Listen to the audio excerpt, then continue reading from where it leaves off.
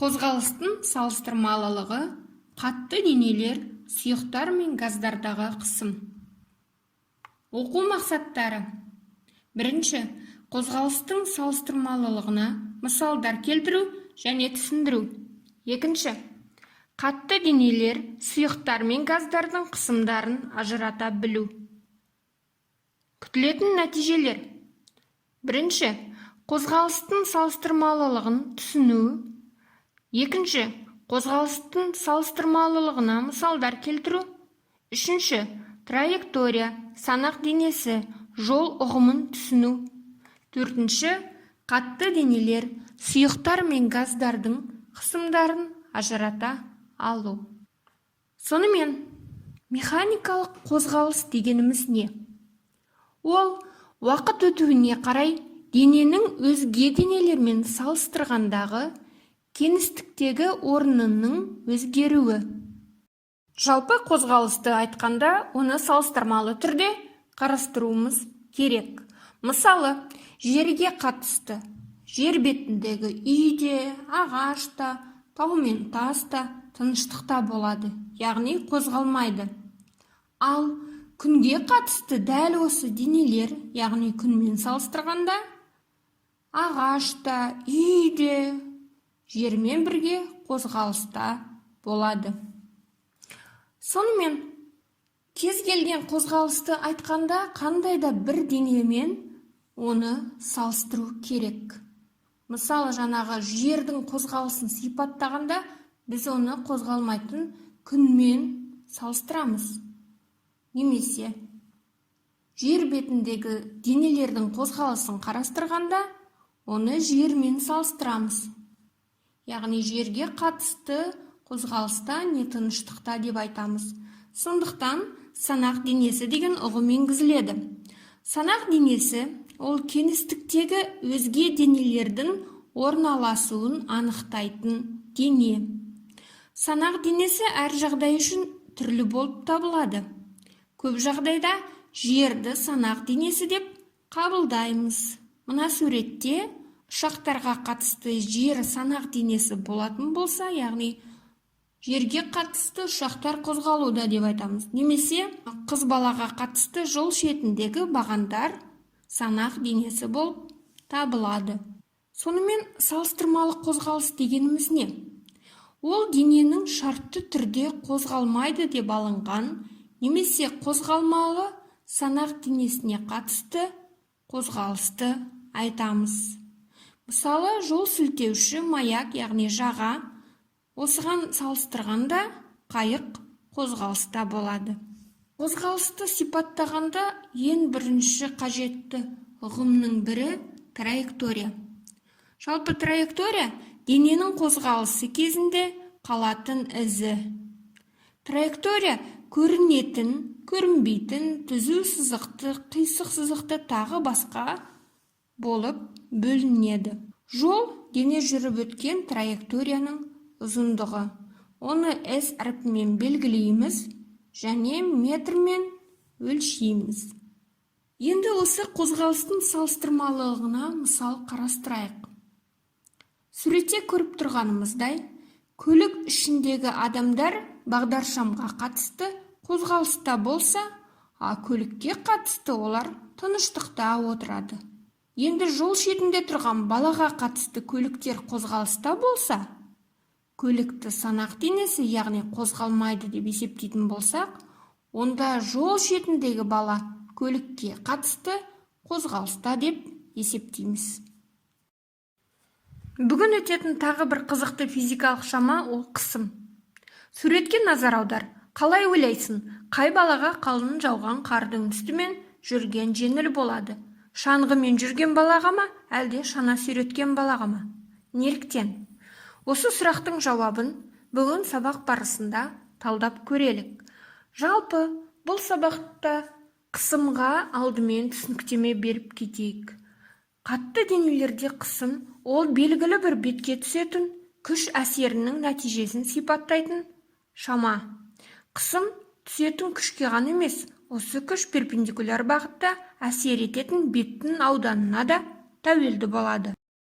Онда жаңағы суретті еске түсірелік. Бала шаңғымен жүргенде де, шаңғысыз жүргенде де жерге түсіретін күш шамасы бірдей болады. Бірақ олардың жанасу аудандары әртүрлі болғандықтан, қар бетінде түсетін күшті азайту үшін аяғына шаңғы байлап жүреді. Сонымен қысымды арттыруға да және кемітуге де болады екен. Егер жанасу ауданы артса, немесе түскен күш шамасы азайса, қысым кемиді. Ал енді жанасу ауданы кемісе, немесе түскен күш шамасы артса, қысым артады. Күнделікті өмірде біз қайшы, шеге, пышақ, ине сияқты үшкір және жүзі қайралған заттарды жиі қолданамыз. Бұл оның түсіретін күшінің, яғни қысымның көбірек болуына әсер етеді. Енді шегені қағу үшін әрине біз жанасу ауданы аз жағы үшкір жағымен қадап қағамыз.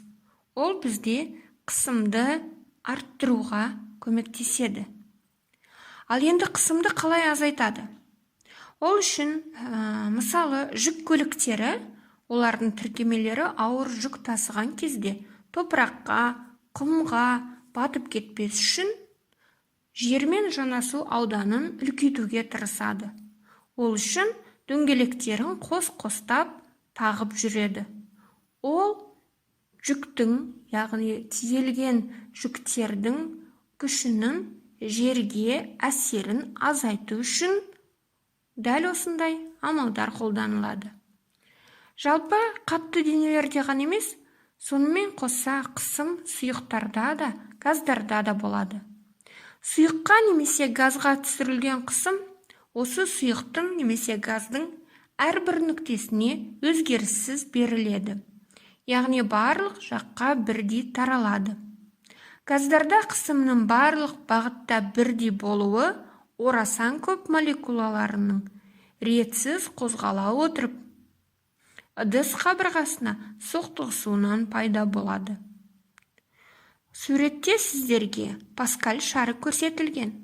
Бұл шар бойынша ішіне толтырылған газда және кез келген сұйықта жан-жаққа қысымды өзгеріссіз тарата алатындығын көрсетеді. Енді сұйықтардағы қысымға назар аударалық. Санлаулары бар цилиндр ыдыстағы сұйық ең жоғарғы санлаудан жақынға, ал төменгі санлаудан алысқа шапшып ағады. Себебі сұйық қабаты төмендеген сайын онда қысымы көбірек болады. Сондықтан сұйықтардағы қысым сұйық бағанының биіктігіне тәуелді екен. Барлығымыз білеміз, су түбіне қарай қысым көбірек болады, ал су бетінде қысым азырақ болады. Сонымен қатты сұйық газ. Осы үш түрлі агрегаттық күйді салыстырып көрелік. Қатты денеде молекулаларының орналасуы белгілі бір ретпен реттеле орналасатын болса, олардың қозғалысы тепе-теңдік күйіне қатысты тербелісте болады. Ал қасиеті ол қатты дене көлемін де, пішінін де әрқашан сақтайды. Сұйықтар болса, олардың молекулалары ретсіз орналасқанымен, олар орнықты күйінің маңайында секірмелі, тербеле қозғалады. Сұйық көлемін сақтайды, бірақ пішінін сақтамайды, сондықтан ол аққыш келеді. Мәселен, бір кесе су, оны табаққа құятын болсақ, көлемі бір кесе көлемінде қалғанымен, пішіні табақтың пішінін алады. Ал газға келетін болсақ, газ молекулалары бейберекет орналасады. Өзіне берілген барлық көлемде ретсіз, еркін әрі шапшаң қозғалады. Ал газдың негізгі қасиеті ол көлемін де пішінін де сақтамайды. Олар оңай сығылады.